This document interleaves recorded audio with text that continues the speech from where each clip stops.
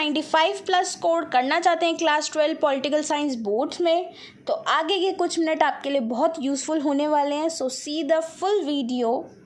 So hello guys, welcome back to my channel Edu Club Academy. So आज मैं आपको इस वीडियो में ऐसे 6 यूज़फुल टिप्स बताऊंगी जो मैंने अपने बोर्ड्स में अप्लाई किए और मेरे 98 स्कोर आए क्लास 12 पॉलिटिकल साइंस बोर्ड्स में. पॉलिटिकल साइंस एक ऐसा सब्जेक्ट है, अगर आपने उसमें हार्ड वर्क किया तो आपको वो आपकी परसेंटेज इंक्रीज करा सकता है, और अगर आपने उसको इग्नोर किया तो आपकी परसेंटेज पूरी तरीके से डाउन हो सकती है. तो ये 6 यूजफुल टिप्स जो हैं आपकी परसेंटेज इंक्रीज करने में हेल्प करेंगे. So the tip number 1 is read the NCERTs.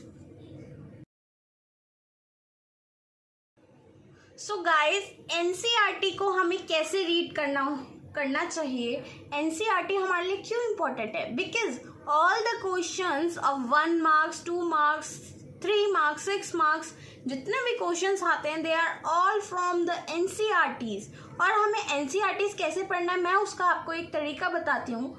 Suppose आपकी क्लास में डिस्कस हुआ आज ये चैप्टर, जितना भी डिस्कस हुआ है उसको थॉरली आपने वहाँ पे रीड करना ही करना है. उसके साथ जब घर में आओगे तो आपको वो लाइन टू लाइन रीड करना है, पेंसिल से मार्क करना है. राइट, इंपॉर्टेंट थिंग्स जो भी लगते हैं, आपको ऐसा लगता है कि इस पे क्वेश्चन बन सकता है तो उसको अंडरलाइन करना है. It means that we need to read the NCERT line by line. So that is very important fact. अब मैं जो आपको पॉइंट्स बताऊंगी वो आपस में इंटरकनेक्टेड होंगे. तो इंटरकनेक्टेड इसलिए है कि जैसे हमने लाइन टू लाइन पढ़ा, राइट, उसको मैंने अंडरलाइन किया. मुझे जैसे लगा allied forces led by the US, Soviet union, Britain, France, तो मेरे को ये लगा कि ये इंपॉर्टेंट होगा. मेरे से पूछा जा सकता है कि एलाइड फोर्सेस में कौन कौन सी कंट्रीज थे, तो ये मैंने अंडरलाइन कर लिया और definitely the question will come. ऐसे क्वेश्चंस आते ही आते हैं कि जैसे 1 मार्क्स में पूछ लिया, 2 मार्क्स में पूछ लिया, तो जो भी आपको ऐसा लगता है कि ये 1 मार्क 2 मार्क में बन सकता है उसको अंडरलाइन करो. सिंपली पूरे चैप्टर को लाइन टू लाइन रीड करो. Right, so the next step is, do you need a reference book और नॉट? इन क्लास 12 हमें रेफरेंस बुक का नीड है कि नहीं? सो नेक्स्ट स्टेप मैं आपको ये बताऊंगी कि रेफरेंस बुक जो है हमें बिल्कुल भी नीडेड नहीं है. There is no need for the reference book in the class 12. मैंने भी जितनी भी अपनी स्टडी की है क्लास 12 में वो मैंने ऐसे की है कि मैंने सारे के सारे क्वेश्चंस जो हैं खुद के बनाए, self prepared question. I will also show my notes as well of my class 12 notebook, school notebook. तो उसमें मैं आपको ये दिखाऊंगी कि मैंने line to line NCERT read करके कैसे अपने खुद के क्वेश्चंस फॉर्म किए हैं, खुद के सेल्फ नोट्स कैसे प्रिपेयर किए हैं. तो रेफरेंस बुक का हमें बिल्कुल भी नीड नहीं होता initially. There is no need कि हाँ स्कूल चालू हो गए हैं, मम्मा को बोले और अपने रेफरेंस बुक सारे के सारे सब्जेक्ट्स की खरीद ली ताकि मैम कोई क्वेश्चन दे और NCERT से हमें ढूंढना ना पड़े और हम उस रेफरेंस बुक की हेल्प से सारा अपना स्कूल वर्क पूरा कर ले. No, you are not suppose to do like that. Because उससे क्या होगा, आपको चैप्टर क्लैरिटी नहीं होगा, कॉन्सेप्ट क्लैरिटी नहीं होगा. अगर आपको बोर्ड्स में अच्छे स्कोर करना है तो आपको कॉन्सेप्ट क्लैरिटी बिल्कुल होना चाहिए. आपको लाइन टू लाइन ये पता होना चाहिए कि कौन सा वर्ड कहाँ लिखा है. आपके माइंड में एकदम इमेज क्रिएट हो जानी चाहिए. आपको 1 मार्क्स के आंसर करना easily you can learn from the NCERT only. आप अपने खुद के क्वेश्चंस बनाइए. अब जैसे मैंने आपको यहाँ बताया, मैंने एलाइड फोर्सेस का लिखा तो मैंने अपने खुद के क्वेश्चन बनाया कि which country under the allied force.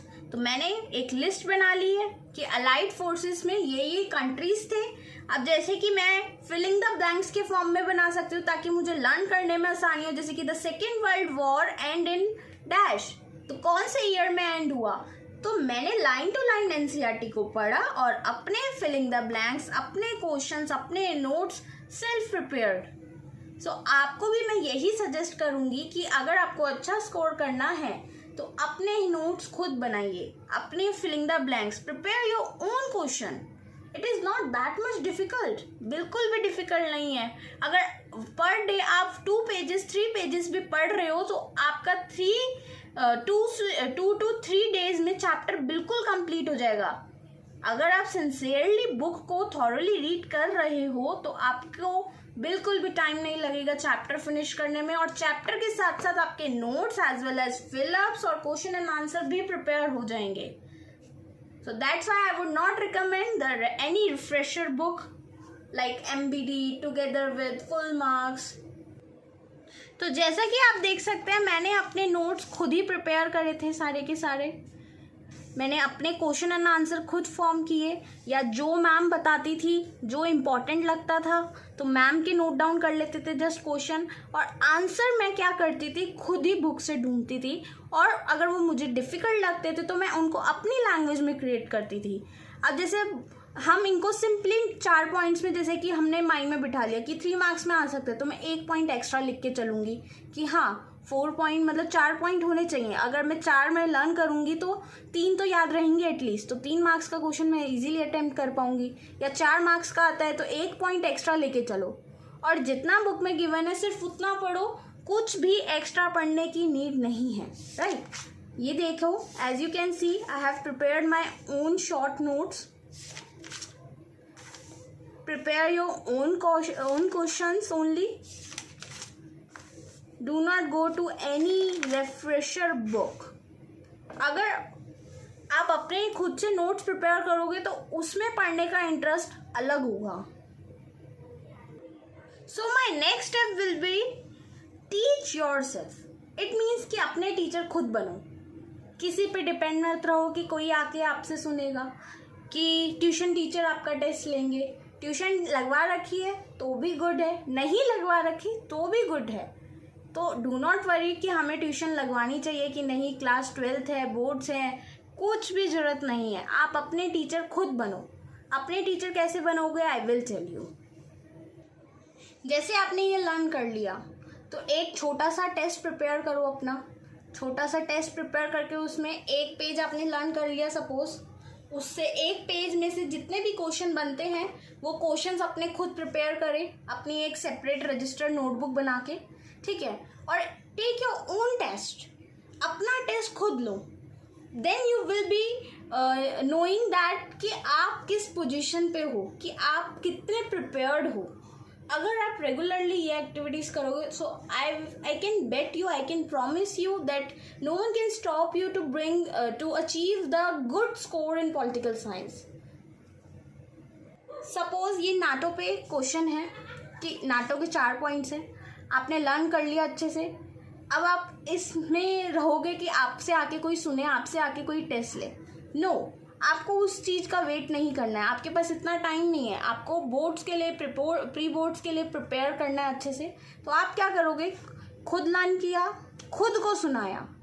Even you can take your phone, you can take your smartphone, recording option करो, जहाँ स्टक होते हो वहाँ पॉइंट मार्क करो और देखो कहाँ रुक रहे हो, और उस पॉइंट को मल्टीपल टाइम रिवाइज करो और फिर से अपने आप को सुनाओ। So this is the way you can be your own teacher. अब हमने नोट्स बना लिए, क्वेश्चंस बना लिए, एनसीईआरटी पढ़ ली, लेकिन अब हमें ये क्वेश्चन माइंड में रहता है कि अगर मुझे रोज़ पढ़ना है तो मेरे को कितना आवर पढ़ना है, कितने घंटे में पढ़ाई करूँ, पूरा दिन पढ़ूँ, 8 घंटे पढ़ूँ, 6 घंटे पढ़ूँ कि 2 घंटे पढ़ूँ। तो आपको जो अपना स्टडी टाइम डिसाइड करना है वो आपको आवर्स के अकॉर्डिंग नहीं करना है decide. I will tell you कि कैसे डिसाइड करोगे कि आपको कितनी देर रोज पढ़ना है। आपको number of topic per day, कि एक दिन में आप कितने टॉपिक पढ़ रहे हो उसके अकॉर्डिंग आपको अपना नंबर ऑफ आवर्स डिसाइड करना है। सपोज आपने एक टू डू लिस्ट बनाई कि आज मुझे पॉलिटिकल साइंस के इस चैप्टर के 5 टॉपिक्स तो पढ़ने ही पढ़ने हैं बाय एनी हाउ। तो अब उसमें चाहे 2 आवर्स लगे चाहे 6 आवर्स लगे, you are suppose to complete these 5 topics by anyhow. तो आपको क्या करना है, आवर स्टडी नहीं करना है, आपको टारगेट स्टडी करना है। क्या करना है? टारगेट स्टडी करना है। टारगेट स्टडी करके चलोगे तो आपका जो सिलेबस है वो भी टाइम पे कवर होगा। So my next step to you is कि आपका जो सिलेबस है वो आप कब क्लियर करो, कब खत्म कर दो। स्टार्ट कैसे करना है, प्रिपेयर कैसे करना है, ये तो मैंने आपको बता दिया। From the beginning you are suppose to start the hard work, लेकिन हमें प्रिपेयर कैसे करना है ये भी मैंने बता दिया है। एंड कब तक करना है, कि हमारा सिलेबस जो है वो कब तक खत्म हो जाना चाहिए। So guys as I have told you कि मेरे जो भी पॉइंट्स होंगे वो इंटरकनेक्टेड होंगे। जब आपने टारगेट स्टडी कर लिया है, आप टारगेट स्टडी कर रहे हो और आप एक चैप्टर को 5 to 7 डेज में कंप्लीट कर रहे हो टारगेट स्टडी के बाद, तो ऑटोमेटिकली आपका सिलेबस जो है नवंबर या दिसंबर के मंथ तक कंप्लीट हो जाना चाहिए, राइट। जब आप टारगेट स्टडी करोगे तो ऑटोमेटिकली वो नवंबर दिसंबर तक सिलेबस बिल्कुल कंप्लीट हो जाएगा। सो आपको अपना syllabus before the time of boards complete करके चलना है। अगर जनवरी भी होता है तो there is no issue, but आपको ज़्यादा कोशिश करनी है कि in the month of November और दिसंबर तक आपका हो जाना चाहिए syllabus complete. So the last step for you guys is multiple revision. Multiple revision कैसे होगा आई विल टेल यू। अब आपने मल्टीपल रिवीजन कैसे करना है, जब आपका सिलेबस डन हो गया दिसंबर और नवंबर के मंथ में, आई थिंक बोर्ड्स जो है जैन और फेब में स्टार्ट हो जाते हैं। किसी किसी स्कूल में इवन दिसंबर में भी प्री बोर्ड स्टार्ट हो जाते हैं। तो हमें प्री बोर्ड्स के लिए प्रिपेयर करना है। प्री बोर्ड्स के लिए हमें क्या करना होगा, multiple revision. Once we have done with the syllabus, so what we can do? We can do the multiple revision. Multiple revision कैसे करना है उसको भी to do list के अकॉर्डिंग, जैसे हमने slot wise टॉपिक्स कवर किए हैं, सिलेबस कवर किया है, वैसे ही हमें to do list बना के डेली टारगेट्स फॉर्म करने हैं कि आज मेरे को 5 to 7 टॉपिक्स कवर करने हैं रिवीजन के लिए। तो multiple revision is also plays important role in targeting the pre boards. Pre boards का तैयारी करना है तो मल्टीपल रिवीजन करने के लिए सिलेबस डन होना चाहिए। सिलेबस डन कैसे होगा, टारगेट स्टडी से, not the number of hours. और नंबर ऑफ आवर्स कैसे हम डिसाइड करेंगे, टारगेट स्टडी करके। उसके बाद हम खुद को पढ़ा सकते हैं अच्छे से, अपने टीचर हम खुद बनेंगे, there is no need of tutor.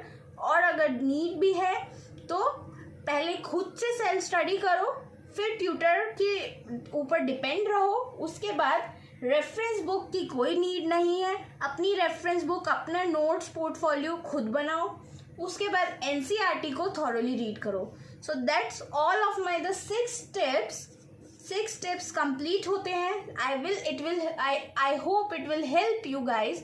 Thanks for watching and do hard work so that you can gain the good score in political science boards.